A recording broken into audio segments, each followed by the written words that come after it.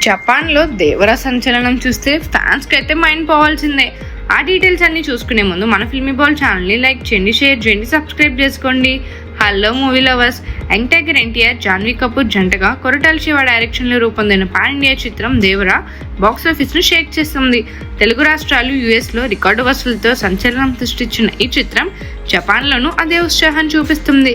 NTR arts, Yuvasudha arts బ్యానర్పై నిర్మితమైన Devara March 28న 2025లో జపాన్లో రిలీజ్ అయి విజయవంతంగా 3 వారాల రన్ పూర్తి చేసి 4వ వారంలో అడుగుపెట్టింది. జపాన్లో దేవరా తొలి వీకెండ్లో సుమారు 36 లక్షలు వసూలు చేసి 7,000 to 7,500 అడ్మిట్స్తో రంగస్థలం, కల్కి 289 AD, సలార్లతో సమానంగా నిలిచింది. ఇప్పటిదాకా మొత్తంగా సుమారు 36.27 lakhs కలెక్షన్స్తో లాభాల్లోకి దూసుకెళ్తుంది. దేవరా జపాన్లో బాహుబలి 2, టైగర్ 3ని మించి టాప్ 8 ఓపెనింగ్స్లో ఫుట్ ఫాల్స్లో నిలిచింది. NTR dynamic acting, Koratala Shiva vision, Anirudh సంగీతం దేవరాను గ్లోబల్ హిట్గా నిలిపాయి. భారత్లో 329.25 CR, అంతర్జాతీయంగా 74.58 CR, మొత్తంగా 408 CR గ్రాస్ వసూలు సాధించింది.